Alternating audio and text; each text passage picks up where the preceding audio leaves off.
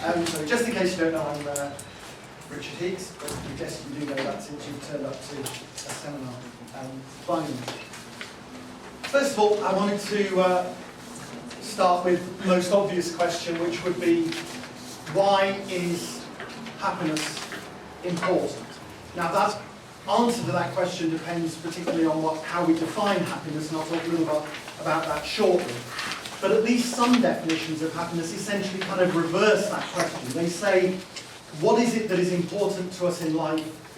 What do we want to achieve? What do we want out of life? And that they define as happiness. So from that kind of reversed question, there could be nothing more important in life than happiness, than the right as enshrined in the US Declaration of Independence to the pursuit of happiness. But why am I talking about happiness today? Well, particularly because it has come much more onto personal and national agendas in the last 10 to 20 years or so. We can see that coming particularly out of two main sources. One of them is the positive psychology movement, which I guess was essentially psychologists who were sick of always being associated with mental illness, and they wanted to look at the mirror image of that association with psychology.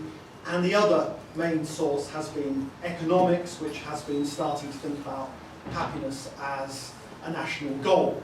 You might say that's economists who are sick of the dismal science and want to get away from that, but others have argued it's actually taking happiness back to its roots, and that originally economics was all about the study of and the understanding of happiness. Happiness then all around, I don't know how many of you know it, but it's Wellbeing Week, for example, in the university this week, fortuitously given the topic, and that's just one example of how happiness and associated concepts are very much coming onto the agenda. So, what am I going to talk about today? My main purpose today is to understand what would ICT policies, national ICT policies, look like if we took happiness seriously as a goal. And what I'm going to cover in this presentation, I'm going to talk a little bit about what happiness is. I'm going to look at some of the literature on happiness in informatics and happiness and development studies. Going to suggest a very simple model for understanding happiness that might guide us with some ICT policy priorities, and then look at what those policy priorities might be. My main conclusion is that if we start with happiness and really have that as our focus, we'll end up in ICT terms with a number of components that look quite familiar, but maybe also with a few components that don't look quite so familiar, and we'll also end up with a new kind of foundation, a new rationale for our ICT priorities. But I will also be saying that because of the increasing interest in happiness, but because there's very little work that's been done to link happiness to ICTs, we've got a kind of a blank area on the knowledge map, and that therefore means that there's a research agenda in this area of what we might call ICT for H. I'll be talking for about 35, 40 minutes or so, and we'll have time for some questions and discussion. So, what is happiness? Aristotle, hundreds of years BC, was one of the first people to start discussing this, so since we've got 2,000 or more years of talking about happiness, as you might imagine, there is no single agreed definition, but we can see some different perspectives on happiness. One of those which I'm associating, this is a much simplified diagram, and there are differing viewpoints, but a view I'm associating with psychology would say that happiness is a relatively short-lived feeling and an emotion. An alternative perspective would come largely from economics, would say, no, it's not really about an emotion, it's much more a state of well-being or a state of satisfaction with life. And so you might summarize that as saying that if they wanted to find out about happiness, a psychologist might ask you, how are you feeling? An economist might ask you, how are you doing? There's also a third perspective. I won't talk very much about that, but I'll mention it briefly later on. So our, by and large, in the audience, our field of development informatics, or ICT for D, is the intersection of two disciplines.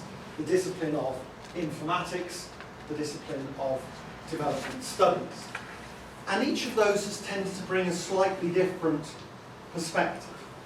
So as it happens, informatics, by and large, in the last 10 or so years, has been looking at informatics and emotion, but it hasn't really looked at well-being, so focusing largely on a perspective we might say is taken from psychology. Development studies has looked at well-being in the last 10, 20, arguably many more years, hasn't really looked at emotionality, so by and large we can say it's drawn its conceptions from economics. So these two different disciplinary areas are bringing to the field of development informatics two different perspectives on happiness and how we might understand happiness and how we might research happiness.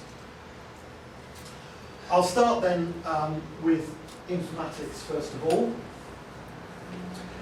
There is very little work, at least that I can find. If you know of other sources, do please let me know. There's very little work I can find that is directly researching the connection between happiness and informatics. What there is work on is the slightly broader field of emotion and informatics, looking at the 6 basic emotions which are found to have cross-cultural validity, which are fear, anger, disgust, happiness, sadness and surprise, and if you like you can try and work out which one is which in terms of those faces up there. What's being done around this intersection of informatics and emotions then? Well, I've drawn a little continuum or a spectrum of informatics. Down here at the hard end of the informatics spectrum we have affective computing, which is a little sub-field. Affective computing in its overall sense is about everything to do with computers and emotions, but specifically what people have been working on in this field is artificial recognition, response to, and simulation of human emotions.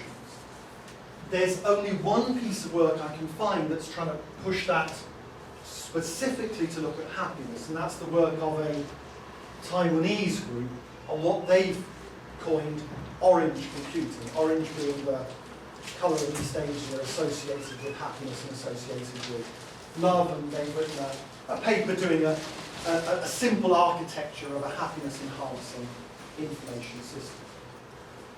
If we move over to the midpoint, close to the midpoint of what we might see as the informatics spectrum, then within information science, again there's work linking information and emotion. Indeed, there's a book entitled Information and Emotion. What that looks at is how do emotions affect our receptivity to information? How do emotions affect our use of information in decision making? And then we've got the softer end of information systems, the home for many of us here. And there's a variety of work being done there. Our own Mike Newman here in the business school and Kathy Urquhart, who's our seminar speaker next week, they recently published a paper looking at this, looking at how emotions affect the process of information systems development. Kathy McGrath, 2006, wrote what she was hoping to be a foundational paper looking at how emotions play out during the process of information systems implementation. There's been some work really drawing back on that information science foundation roots of the, looking at the relationship between affect, that is emotion, and cognition, which has looked at what is the impact of emotion on our use of ICT-based information systems and ICT-based information. So for example, there's a paper on emotion during electronic auctions and how they affect behaviour there. And there's a bit of work as well that's looked particularly at use of the internet and how that relates to specific affects. So, for example, depression or feelings of social isolation. I'll maybe mention those a little later. Looking overall at this field then of informatics and emotion, I would draw, I think, 3 conclusions. Firstly, there's very little work being done as yet. Nothing really I can see on informatics and happiness bar that orange computing piece, and very little work altogether, and it's not, to be fair, not really caught fire. You can check that by looking at, say, Cathy McGrath's paper, got about 25 citations on Google Scholar, published in 2006, and similarly, this is an area that's very small and hasn't really taken off, I think, in the way that some of those who were researching emotion and informatics in the mid-2000s might have hoped. Second thing to say about it is that the connection to emotions is often, those 6 basic emotions, including happiness, is often a little difficult to find. Sometimes it's because the work being done here is interpretive, so it's building its own, as you might imagine, if you know Cathy's work, it's grounded theory, so it's building its own categorizations. Other work doesn't really seem to be rooted in theories of emotionality. And the third conclusion I draw is that the dominant theme here, associating emotions and information systems, is negative emotion. Researchers are looking for, and they're finding, fear, anger, stress associated with the use of ICTs. They're not looking for and finding happiness. So, conclusion is that as yet, the informatics literature's got relatively little to tell us about ICTs and happiness. Alright, so that's one of the discipline routes for development informatics. What about the other one? What about development studies? Well, again, happiness per se gets very little headline mention. I looked through the 3 leading development studies journals. There's just one article published that's got happiness in the title, Knight and Gunnar in the Journal of Development Studies. And if you look at that, though, it's quite good because it seems to represent some of the ways in which, or it's symptomatic of the ways in which the idea of happiness has been handled within development studies. The first thing is that we could understand that there's a 2-way relationship between happiness and development. Certainly all the informatics literature recognises that 2-way relationship, but in development and development studies there seems to be only a one-sided recognition that development leads to happiness, it has a goal of happiness. There doesn't seem to be an understanding that also happiness is an input to development processes, for example. Emotionality might determine how effective development processes are. The second way in which the article is symptomatic is that it treats happiness and subjective well-being as synonymous. In turn, subjective well-being and also life satisfaction are seen as synonymous with the economic concepts of utility. So utility is a measure of happiness. Well, if we then looked at it from that perspective, happiness is everywhere in development studies, perhaps particularly in development economics, because lots and lots of work that's going on in that area is all about understanding how do we increase utility, how do we increase well-being for the population in developing countries. Indeed, you might well argue that that is the fundamental question that development studies researches, is understanding that issue. Yeah. Richard, sorry for interruption, but how do you draw the boundaries among all those 4 categories? Because you said that they are being used. Many people don't. That's what I'm saying. That they are treated as being very much the same thing. I'll look in a second to see what some of the implications of that synonymity, if that's a word. So if we imagine that somehow all these things are the same, then we might say, well, since development research policy and development research undoubtedly feeds into development policy, maybe already development policy, including ICT policy in developing countries, is already guided by an understanding of maximising happiness. It isn't, of course, and one of the reasons it isn't is because of that understanding of happiness within economics, and the fact that only recently has there been a challenge to the very narrow conceptualization of happiness, which was seen as synonymous with utility. I've got a little quote here which sums up the conception during the 20th century, which is summing up the work of Hirschman in the 1970s. the summary of his work says. Hirschman begins with the assumption that an individual's welfare depends on his present state of contentment, in other words, happiness, for which income is a proxy. So in other words, the 20th century assumption was that if you wanted to measure someone's happiness, you just measured their income. That marginal increases in happiness could be measured in proxy terms by marginal increases in income. To be fair on Hirschheim, although there was that critique, Hirschheim was one of the first people to start trying to expand that.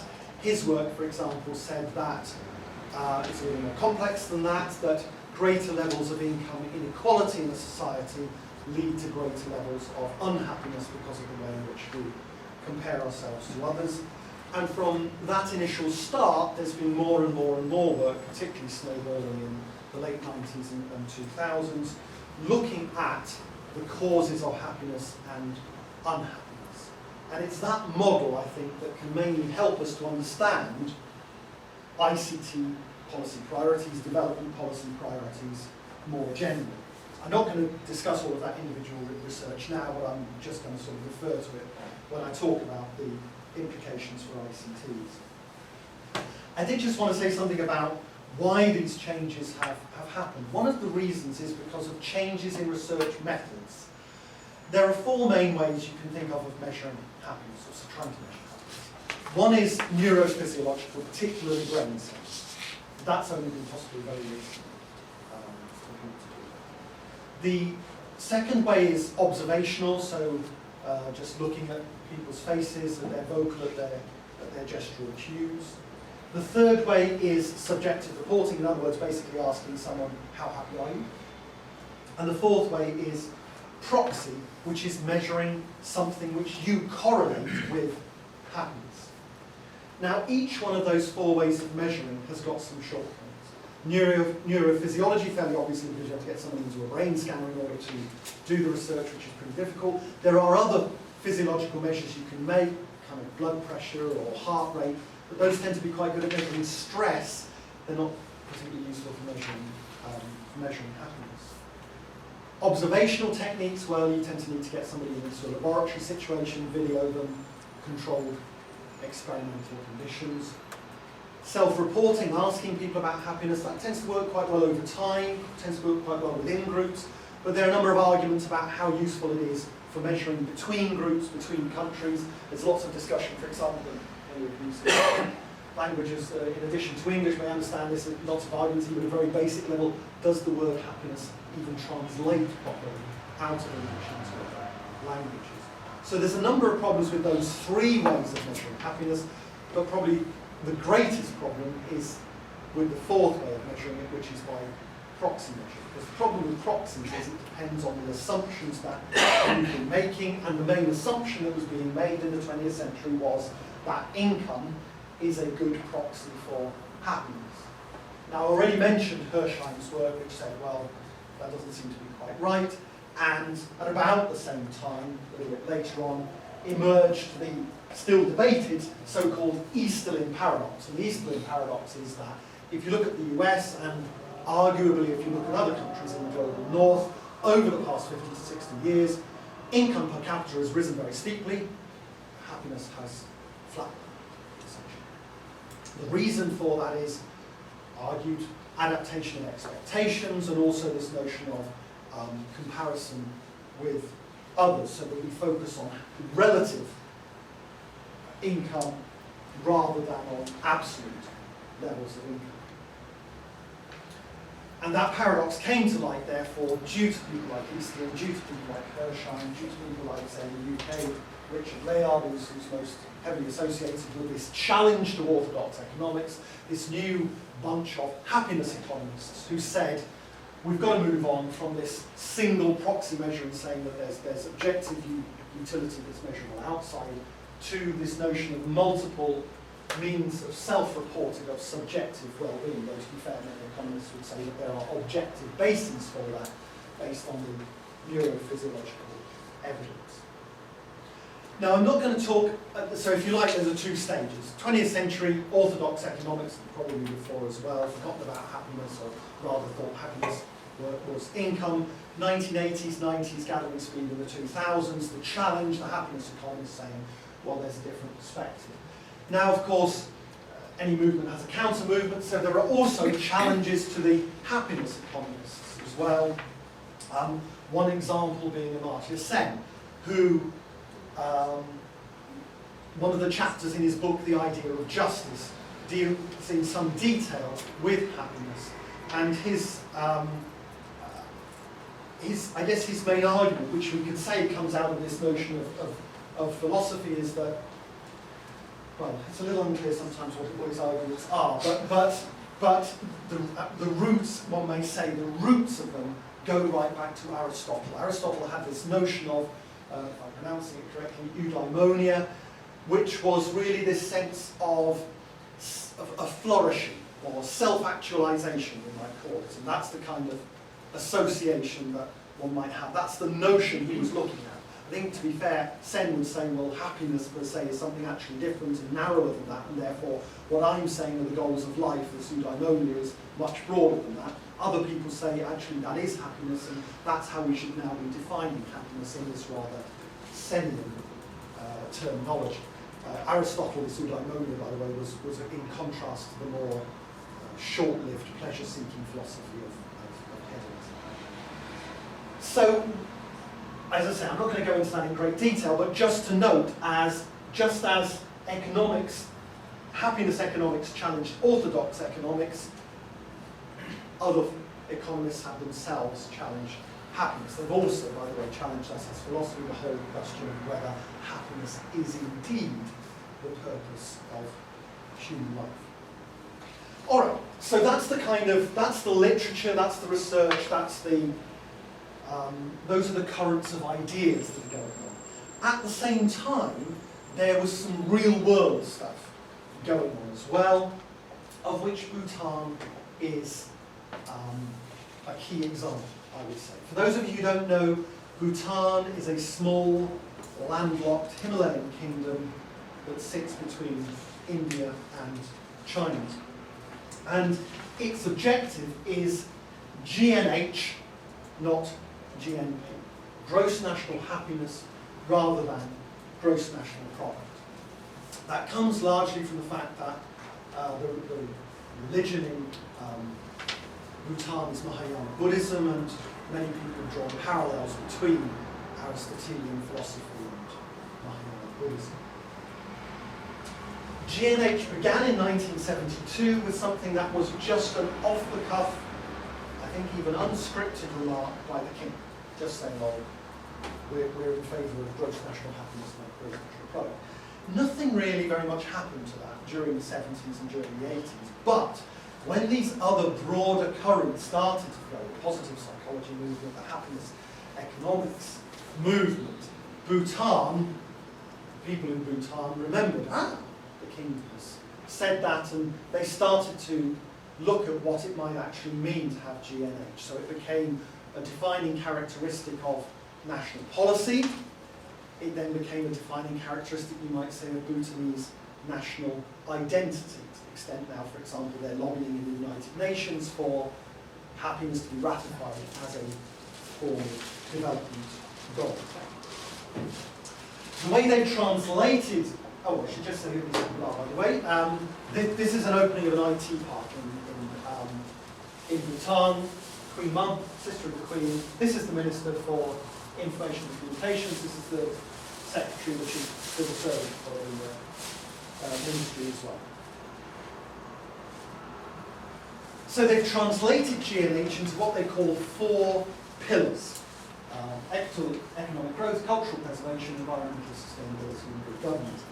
Now, it's not completely clear the extent to which these 4 were developed from evidence-based work about happiness. And it's equally unclear the extent to which they are actually driving policy design, let alone policy implementation, because Bhutan does seem to struggle to impose its own interests on policy. I can't remember what the film is. I can't remember if it's 7 Years in Tibet, or The Last Emperor, or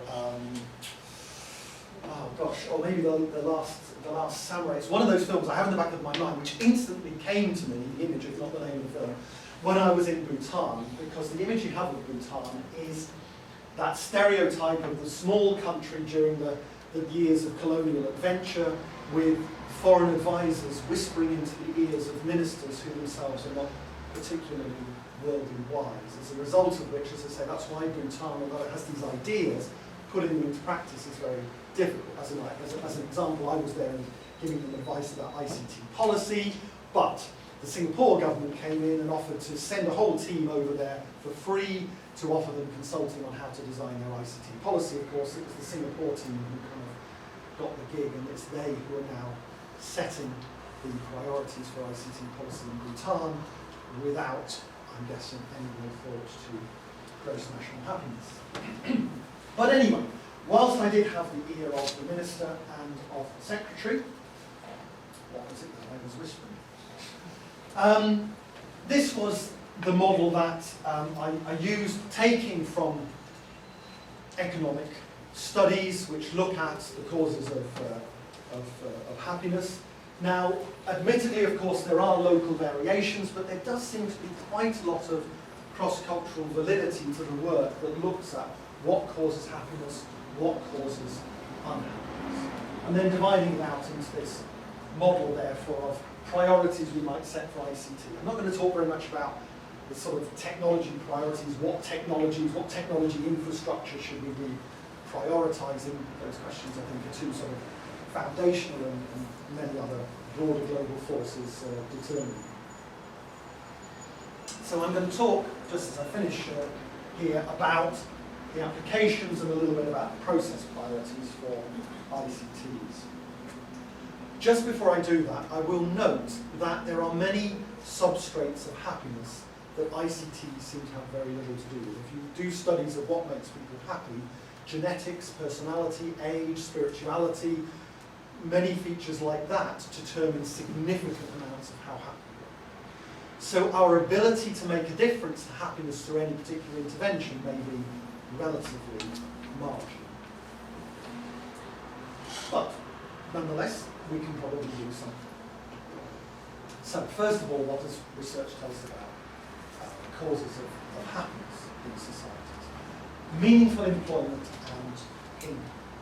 So for most developing countries, that would mean prioritising the productive uses of ICTs. And I divide that into two parts. The first part would be the extensive use of ICTs. That means the use of ICTs to extend the boundaries of current economic activity. In other words, creating new livelihoods that did not exist before ICTs. Now, if we looked at that 10 years ago, you'd say, well, that hasn't got a lot to do with the majority of developing countries, because most productive livelihoods involved with ICTs were very small numbers of highly skilled workers doing software production, maybe hardware manufacture. But of course, in the last 10 years, all that has changed enormously with the great diffusion of mobile and now the coming wave of diffusion of broadband. So the livelihoods that are being created in the ICT sector are now many, certainly many millions of livelihoods have been created thanks to ICTs, particularly probably in the last 5 years or so. So we're talking about anyone who's running a telecentre or a community information centre or a cyber cafe, people working in call centres, business process outsourcing centres, anyone working for a mobile operator, anybody selling, repairing mobile phones, anybody doing ICT training, and so on and so forth. And we're just on the cusp of a new wave, which is the creation of partial livelihoods via micro work being the outsourcing of very small tasks, just paying a few pennies, but which can make a significant difference to a poor household. The second priority, so this extensive use of ICTs would be the first priority. The second one would of course be agriculture, because that is how the great majority of people living in the global south get an income. So we'd be talking about prioritising use of ICTs to help make farms more productive, to help farms diversify to help increase the income from agricultural farms. Second cause, if we look at the sort of lists, is that close relationships with family and friends make you happy. Now, when I first thought that, and I thought about ICTs, having a couple of teenage kids at home, I thought, well, ICTs are clearly a very bad thing because they disrupt family relationships and relationships with friends when they're spending all their time on the Xbox. However, A, that isn't true. That actually isn't true because, particularly for boys, the Xbox and computer games are actually a great mechanism for creating and sustaining social relationships. And also, we know, particularly from personal experience, now I have a kid who's living a couple of 100 miles away doing this gap year. ICTs are very good at maintaining, perhaps even strengthening, social capital at a distance. So that would mean that we'll be prioritising some of what we might call the e-migration applications. That is those that were helping to maintain links between migrants and their home communities. And we might expand that to think of things, for example, like this, which is story bank applications which are built around digital storytelling within communities, both age-old stories and also the specific narratives of modern lives, again, creating that sense of connection and community.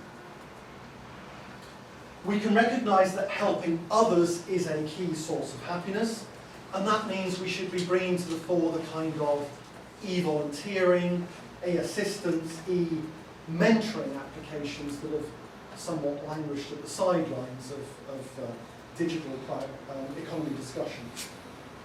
The same is probably true for collective altruistic endeavours based around new technologies. There's a few examples of these ones I sort of pick up on in Colombia, the digital brigades, random hacks of kindness events. What we need to do is try to kind of capture and scale up those initiatives, replicate them within development countries. Creating things makes you happy.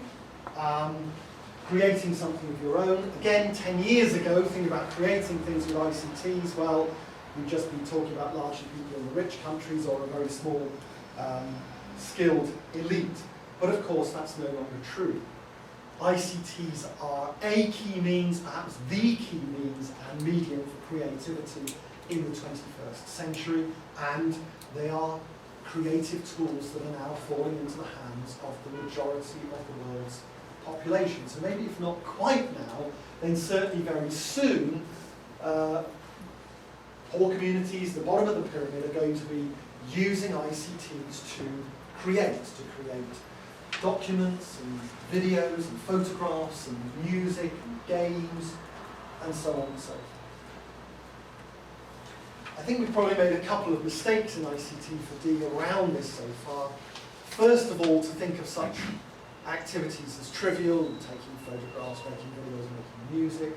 And secondly, perhaps to focus on thinking that what's important about digital artifacts is not their creation, but their consumption.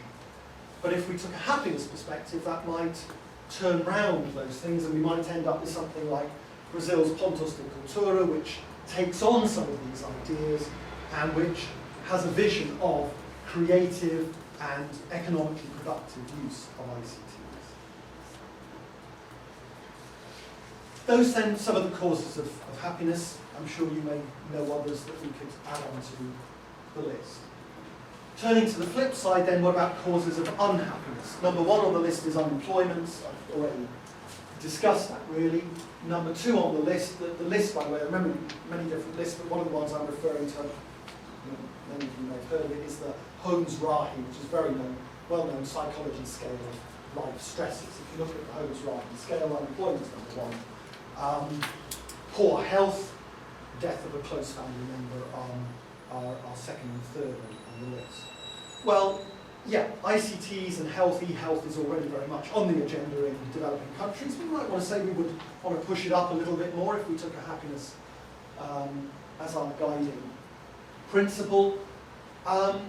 We might also want to sort of hurry along certain applications. At the moment, ICTs and health in developing countries is struggling to break out from administrative uses into actual impact on health delivery. If we want to do that, we might particularly look at M-Health applications because of course, the great diffusion of mobiles within global south.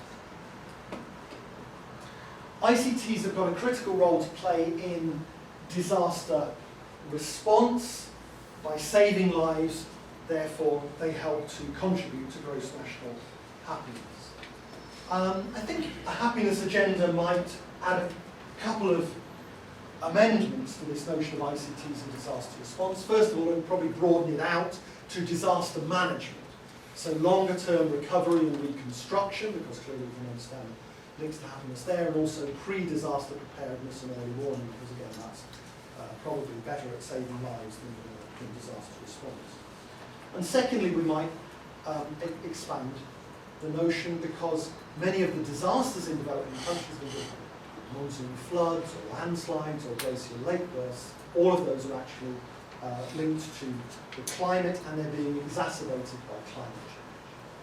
And if we look long-term in developing countries and we think about the changes to mean temperatures and seasonal patterns and rainfall, all of that is having a damaging impact on the economies, because it's particularly having a damaging impact on agriculture, which is the key source of income.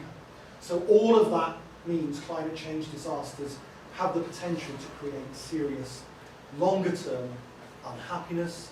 How might we link that all together? We might link it all together to this notion of e-resilience. That is, using ICTs to build communities, to build nations which are more resilient to short-term disasters and to long-term climate change trends. As a number of you will know, who've been attending the seminar series, Angelica's talk explains to us what about e-resilience, and made you no doubt aware that this is a research topic we've already got at Manchester, but we haven't made a connection to happiness, so the question would there be, what's the link between resilience and happiness? And actually, ironically, that's a question that's being asked in, fittingly, that's a question that's being asked in psychology as well, so when we build these notions of relation of between resilience and happiness up from the level of the individual to the group, to the community, and so forth.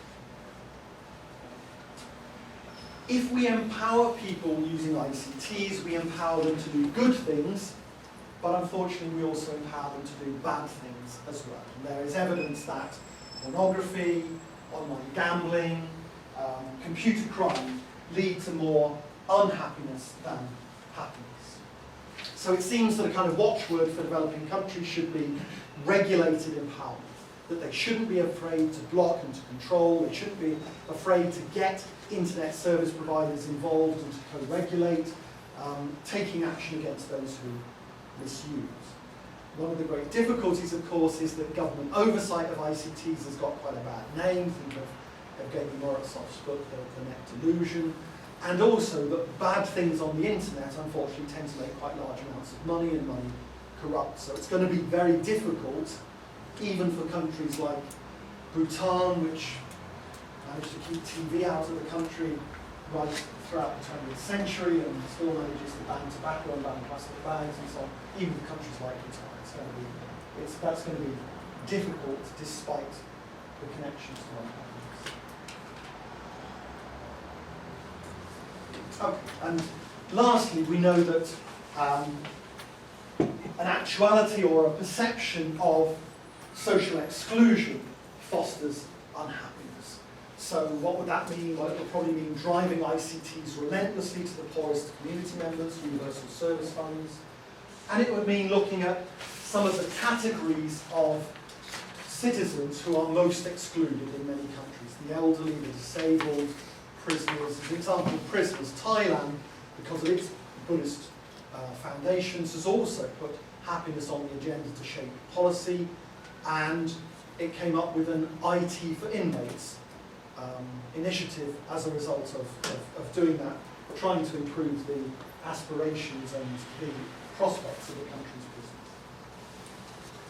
Last thoughts, we shouldn't just think about what applications we develop, but how we develop them as well. So there are arguments that a happiness agenda would encourage us to foster participative design approaches. In other words, not leaving design just to be the preserve of the technical whiz kids, but opening it up to the system users, the system beneficiaries. We know from the literature on user-centered design it can take longer, it has many challenges compared to technology-centered design, but then we also know it delivers systems that people are happy with. And last idea, little idea, so many competitions going around. What about a happiness competition to design the best mobile app to address the causes of happiness or unhappiness? In summary, then, happiness is moving up the agenda in various domains, but it has not really figured as an explicit topic as yet in informatics research or in development studies research. And that perhaps partly as a result, happiness has rarely been a guiding principle for policy in developing countries. It's certainly absent from our thinking about the application of new technology in the West or in developing countries. If we were to take happiness seriously, then we've got at least 3 different definitions or understandings that we could draw from. We could understand happiness as an emotion, drawn particularly from psychology. We can understand happiness as a state of well-being, drawn particularly from economics. We can understand happiness as self-fulfillment, self-actualization, drawn particularly from philosophy. I took the second route in this presentation, and in doing that we can see that there is nothing magically new about an ICT for H agenda, but what it does do is it offers us a new perspective, a new rationale, perhaps also a new prioritization.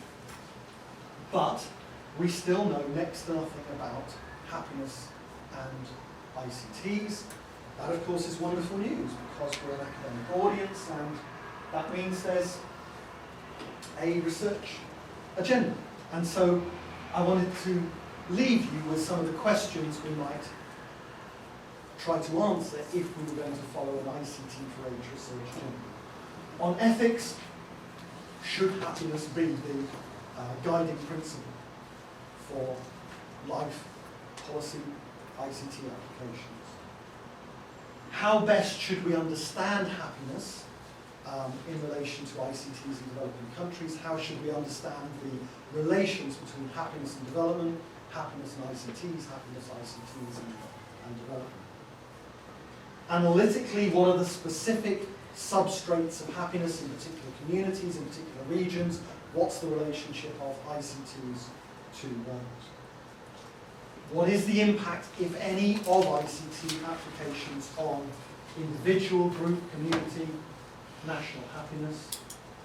And could we develop, on the basis of a model of causes of happiness and unhappiness, could we develop a happiness-related application? Could we implement it via action research? If we did, what would be the effect? So I hope you find that to be a potentially interesting agenda, and I hope it might be that 1 or 2 of you would be interested in joining me and trying to answer some of those questions. Thank you.